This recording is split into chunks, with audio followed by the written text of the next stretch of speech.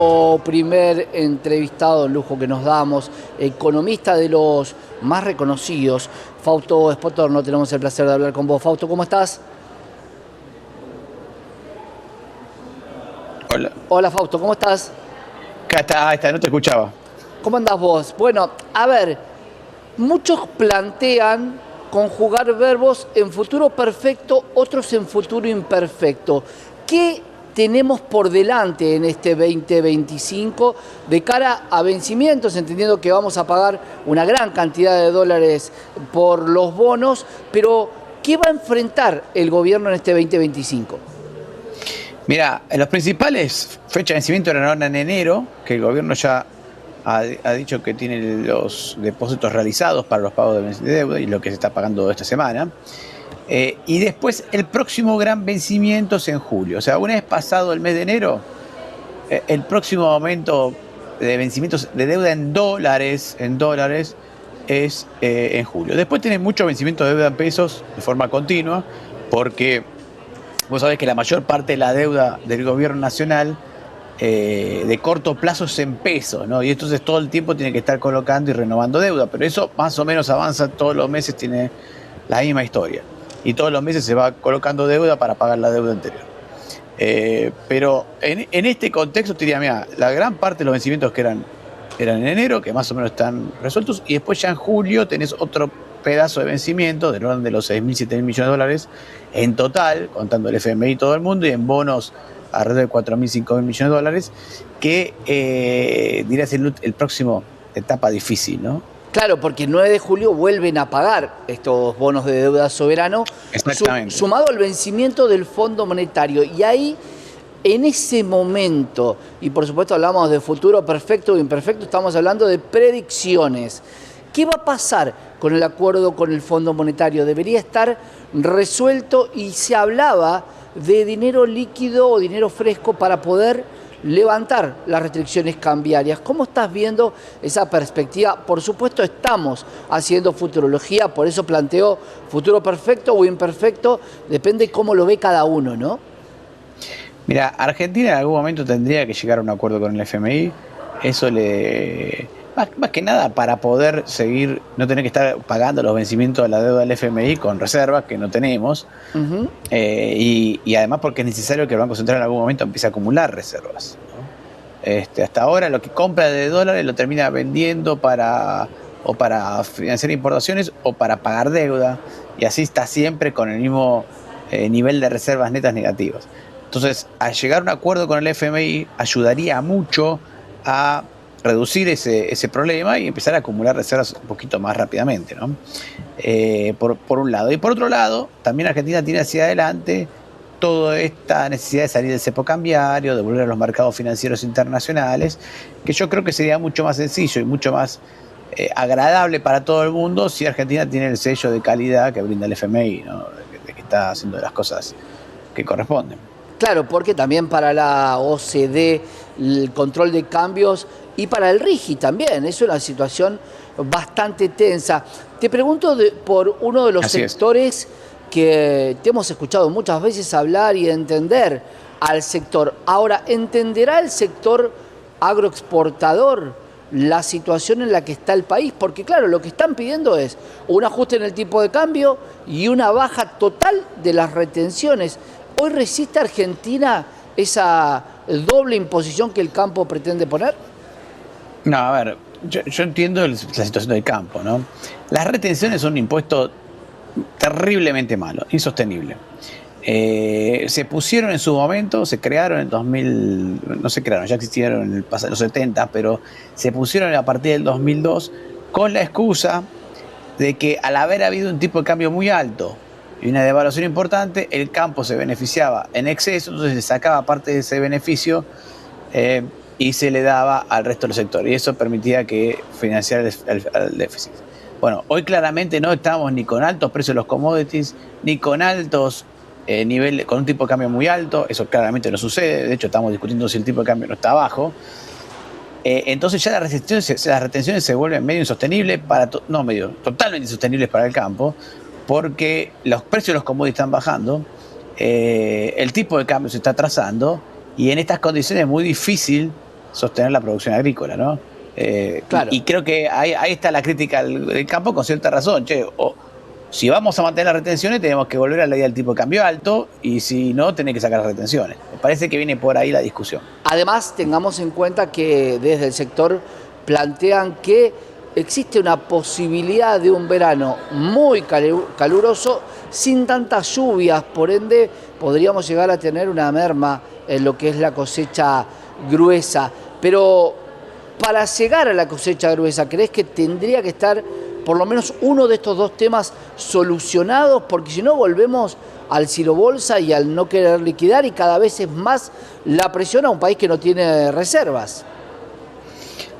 Mira, no, yo creo que de acá a la cosecha no va a pasar nada. De hecho, ya se sembró, o sea, no vas a cambiar mucho el resultado de esta cosecha. Ya está jugada. O lo que supo pasar. Lo que sí te puede servir, sacar retenciones o bajar retenciones, te puede servir para un futuro más, para la futura cosecha. Y yo creo que entre los caminos de corregir el tipo de cambio y sacar retenciones, yo creo que lo mejor es sacar retenciones, en ese sentido. Después sí habrá que salir del cepo y bueno, que el mercado encuentre su nuevo equilibrio de tipo de cambio, pero me da la sensación de que donde el gobierno tiene algo que hacer es en tema de retenciones. Ahora, eso es prácticamente un punto y medio del PBI en recaudación, que se tiene que compensar con alguna otra cosa, ¿no? Si tenés Claro. un punto y medio menos de retenciones, tenés que compensarlo o bajando el gasto público un punto y medio, o cobrando otros impuestos. Y la verdad es que yo creo que el camino del gobierno es bajar el gasto público, así que habrá que ver, tiene espacios el gobierno para bajar ese punto y medio, habrá que ver si lo logra, ¿no? Claro, lo que pasa es que toda baja del gasto público, y esto lo vimos en el 2024, repercutió mucho sobre la gente. Y la pregunta es si se puede resistir un año más, porque hoy continúan todos los que pensamos que podía haber sido peor, realmente se continúa, pero claro, ¿se puede resistir un año más de este ajuste fiscal? Sí, perfectamente. Y de hecho, creo que más de un año no hay un efecto negativo de bajar el gasto público. Lo que sí hay que pensar algunas cosas. Bueno, dado que no se hace obra pública con financiamiento del Estado, ¿cuál va a ser el mecanismo o la norma por el cual el sector privado va a hacer la obra pública? En eso sí, pero lo hace el sector privado. Bajar el gasto en déficit de empresas públicas, eso perfectamente se puede hacer. Es cierto que es más lento, que está trabajando con cada empresa pública, aerolíneas, trenes, etcétera, pero creo que ahí se puede bajar casi medio punto adicional. No sé si medio punto, pero algunas décimas del PBI. Ahí te preguntaba, Fausto, Sí. por otro factor que también entra dentro de lo que llamamos futuro perfecto o imperfecto, que tiene que ver con la matriz energética. Algunos dicen que el ingreso de dólares por la matriz energética, por el cambio, va a ser prácticamente inminente. Otros dicen que no será este año y que será el año que viene. ¿Crees que puede ayudar mucho a esta falta de liquidez del campo si existiera?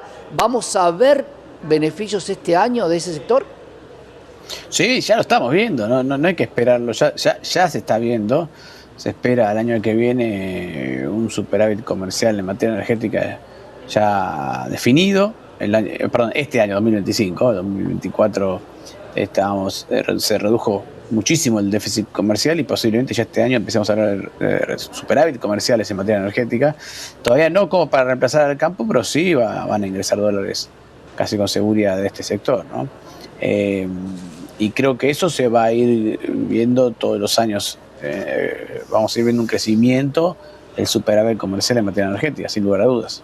Cuando hablamos de deuda, Fausto, muchas veces hoy se habla mucho del crédito y de tomar deuda por algo productivo, pero en el caso de estos 11.000 millones de dólares que está planteando el gobierno nacional solicitar al Fondo Monetario Internacional, pero por otro lado dice: yo no quiero tomar más deuda. ¿Qué pasa con una deuda que se toma para poder implementar una medida económica? ¿Puede ser como esta deuda que vos tomás para algo no productivo y después es muy difícil de pagar, o termina siendo beneficioso si vienen las inversiones extranjeras? Mira, a ver, por lo que entiendo, la deuda o lo que dijo el presidente es que lo que el presidente pretende es tomar deuda del FMI para pagarle o sacar la deuda que le había colocado intempestivamente el Tesoro del Banco Central, ¿no?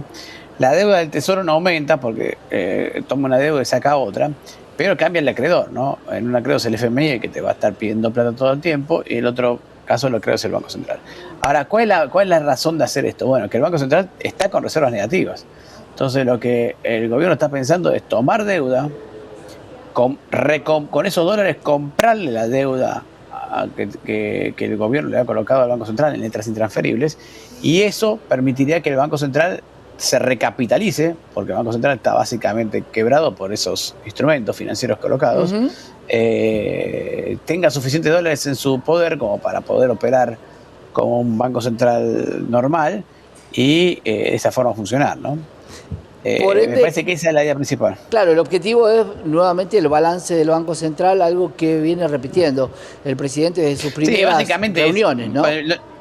Básicamente es terminar de sacar al Banco Central la quiebra que lo dejaron, ¿viste? Entonces, la primera fase fue todo, la primera parte fue todo esto de las LEFI, las LECAPs, limpiar un poco la deuda, y ahora hay que recomponer el activo del Banco Central, ¿no? Claro.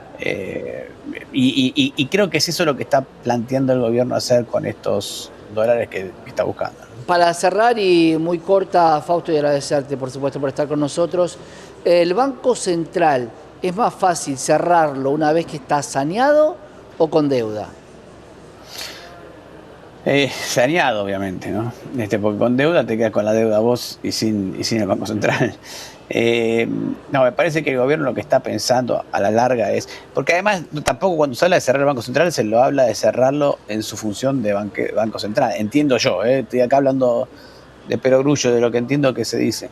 Quedará como función superintendencia de bancos y otras cosas, claro, regulación bancaria y financiera, que es la mayor parte. Lo que me parece que el gobierno había dicho era de cerrar el Banco Central como regulador de la política monetaria y que te quede una cantidad de dinero fija en la economía y chao, listo. No hay más dinero. Claro, que no regule, que no sea el que regule a partir de lo que pide cada uno de los gobiernos de turno, ¿no? Pero para eso me parece que falta todavía un camino largo por adelante, ¿no? Hay que primero ordenarlo, el balance. Sin duda. Hay que ordenar primero el balance, hay que ver si no quede más papelito dando vuelta, ni LECAPs, ni LEVAX, ni el LIX, ni PASE, ni BOPREALE, ni nada de eso. Y en algún momento, cuando tenga suficientes dólares, se podría hacer. Después habrá que ver si puede funcionar bien la economía. Después una discusión importante es, ¿no tendrá que haber algún tipo de regulación monetaria, algún esquema, algo? Claro. Aunque sea de casa de moneda, no sé cuál es la idea que se tiene para reemplazar el peso, o simplemente se va a dejar la cantidad de peso fija y se va a permitir operar en cualquier moneda. No claro, lo sabemos. ¿Qué va a pasar con los diferentes tipos de cambio que tenemos, si se van a unificar o no? Pero claro, eso mucho previo, eso es mucho antes hay que hacerlo, ¿no? Eso es futuro y vamos seguramente a contarlo acá en la pantalla, Canale. Gracias, Fausto, por estar con nosotros.